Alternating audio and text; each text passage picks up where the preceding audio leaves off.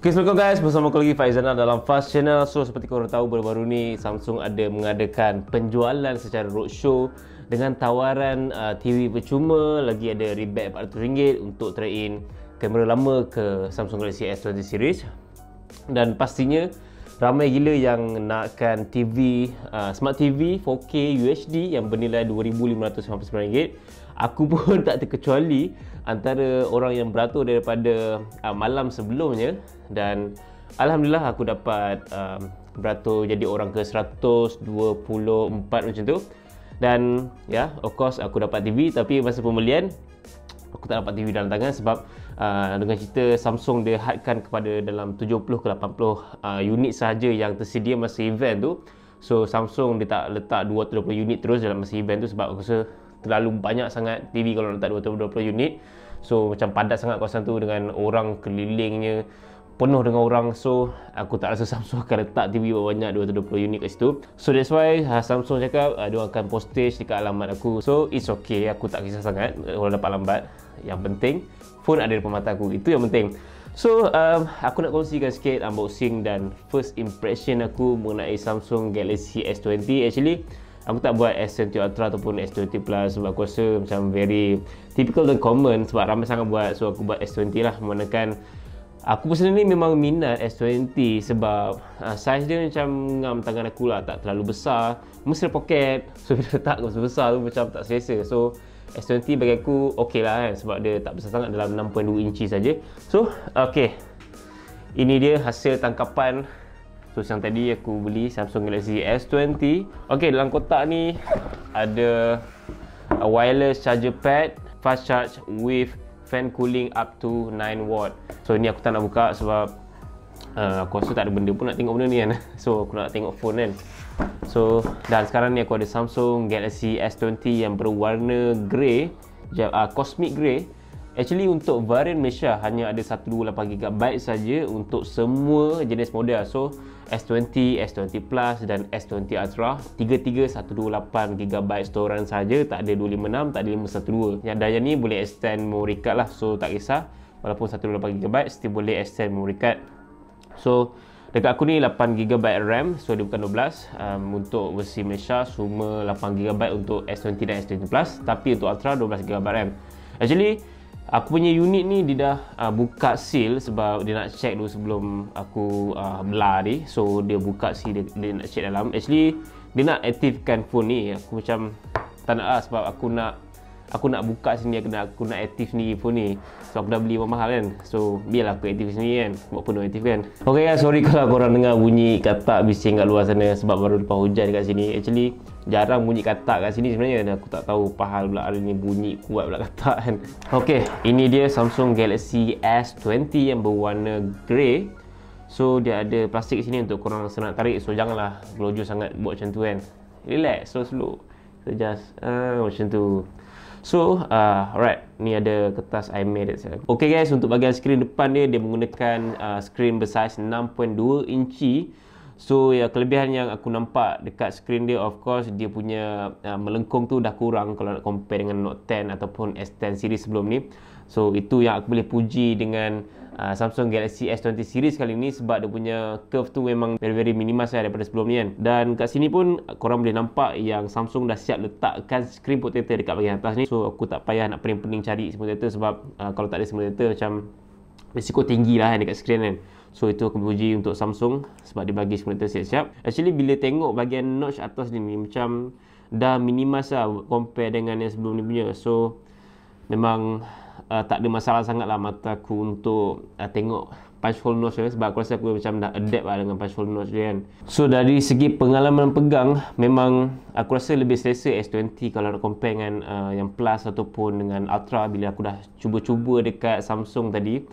Sebab aku rasa macam terlalu besar bagi aku sendiri untuk aku punya daily usage, untuk aku nak pakai untuk buat kerja ke, untuk aku macam nak poket dan everything yang aku pakai untuk daily usage. So aku rasa macam S20 ni memang ngam-ngam tangan aku, yang aku rasa sangat-sangat selesa untuk aku nak type, sangat-sangat selesa aku nak buat everything dekat aku punya phone. So that's why aku pilih S20 instead of S20 Plus. Actually S20 Plus dengan S20 dia macam tak berapa banyak beza sangat lah. Dia macam obviously beza dari segi battery and camera je, dan of course S20 still ada 30 kali zoom kot, so dia lebih kurang macam S20 Plus, but then plus kan, so dia plus sedikit lah. Okay guys, sebelum tu aku nak tunjuk sikit apa lagi yang ada dalam kotak ni. So kat bahagian sini dia ada logo Samsung dan korang boleh buka kat sini. So macam biasa dia ada fast charging 25 watt, bukan 45 watt tapi 25 watt sahaja, fast charging 3 pin kat sini. Dan ya, dia punya design nampak very minimal dan very matte. Dia bukan licin, matte. Dan ni kotak apa ni? Kejap aku tengok. Aku rasa buds lah. Benda ni tu. Oh, nothing tu. Nothing, serious nothing. Tak ada apa-apa dalam benda ni. So aku tak tahu apa benda dia buat untuk buat benda ni. Macam nonsense kan. Maybe saja-saja untuk nak buat kotak ni macam lebih tersusun dan lebih manageable lah. Apa yang aku tengok sekarang ni memang sangat tersusun lah kotak Samsung Galaxy S20 ni. Okay, ni kabel dia USB-C to USB-C ya, kabel USB-C to USB-C yang berwarna hitam, saiz 1 meter macam biasa. Dan ini ada still dapat earphone sound by AKG. Apa yang aku suka dengan earphone AKG ni, dia punya tali nylon tu tau. So dia macam tak serabut sangat dan dia tidak terlalu kusut sangat lah kalau letak dalam bag. So senang nak release dan senang nak pakai lah. Dan dia still ada bagi buds extra, ada dalam 4. So 2 pasang buds extra kat sini. Dan dia punya port pun jenis Type-C untuk AKG punya ni earphone. So itu saja yang aku dapat dalam kotak S20. Oh, nice. Aku rindu gila dengan sound tu. Wah, aku tergoda dengan skrin Samsung ni. Samsung dari dulu sampai sekarang skrin dia memang superb lah. Aku boleh puji lah dengan skrin dia kan.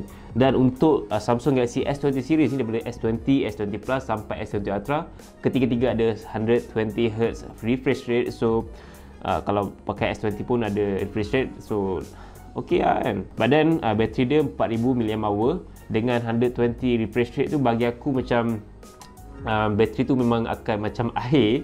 Maybe akan dapat sekitar 6 ke 7 jam SOT ataupun maybe maksimum pun 8 ke 9 jam, depends on penggunaan. Tapi phone ni aku tak cuba lagi, aku just baru unboxing kot, aku baru buka. So aku akan cuba nanti macam mana dari segi penggunaan harian, ok ke tak dengan refresh rate 120Hz ni, macam mana dia punya bateri makan kan, sama ada macam air ke ataupun still ok kan. Aku nak tengok, aku nak turn on dia punya refresh rate. Ok, pergi bahagian display, pergi ke bahagian motion smoothness. So kat sini korang boleh pilih 60Hz ke 120Hz saja, korang tak boleh pilih 90Hz. So hanya ada 2 pilihan saja. Ok, kat sini dia ada bagi tahu yang get more realistic animation and smoother scrolling by 120Hz. Apply. Oh, kat sini pun dia ada tunjuk contoh tau, by the way. Nampak tau. So kalau kau nampak yang 120Hz tu dia lebih smooth gila. Aku dah biasa dengan Asus ROG Phone 2, so aku macam dah terbiasa dengan 120Hz tu. Sebab Asus ROG Phone 2 aku memang aku always turn on 120Hz sebab sedap gila mata tengok. Smooth gila, seriously smooth gila. Dan apa yang aku suka lagi dengan Samsung ni, dia pakai One UI yang aku rasa more better daripada TouchWiz sebelum ni lah. Dan of course dia punya icon apa semua lebih minimal, lebih nampak matang. Ok, aku nak bagi korang tengok dia punya kamera. Ok, kamera selfie dia aku try. Wah, nice. Ok, selfie camera wide. Nice. Dia tidak terlalu fake dah macam sebelum ni. Dan bila aku zoom, aku nampak aku punya lubang-lubang jeragat apa semua nampak memang nice. Aku rasa maybe sebab lighting. So lighting sangat membantu kalau korang nak ambil selfie apa semua kan. Dan very nice. Ya, of course selfie kamera dia memang dah improve one yang sebelum ni. Dan dari segi tona warna, HDR dan vibrance apa semua, aku rasa memang very sharp untuk selfie kamera dia.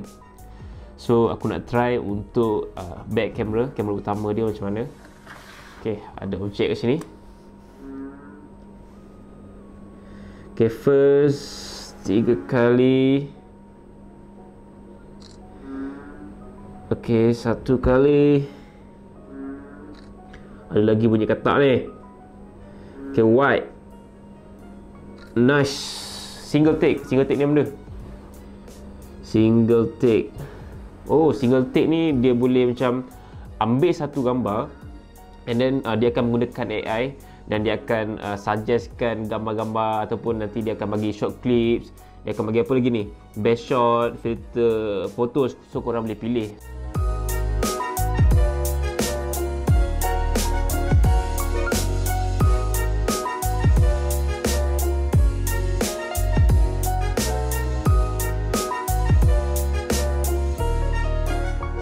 Apa lagi yang ada dekat kamera S20 ni? So dia ada Pro macam biasa, ada panorama, ada full night, live focus video pun ada, Pro video, super slow motion, live focus. Okay, aku nak cuba live focus. Wih, live focus untuk wide pun ada Nice, serius nice. Okay, nak kena jarak sikit. Aku nak tengok potongan blur dia macam mana. Okay, dia punya bokeh untuk wide dia tu memang aku boleh cakap very sharp. Aku tak tahu maybe sebab objek ni dia very macam terlalu clean ke apa. Aku tak try yang hairy lagi, yang berbulu-bulu. So very sharp. Dia punya potongan bokeh dia dan blurry background dia.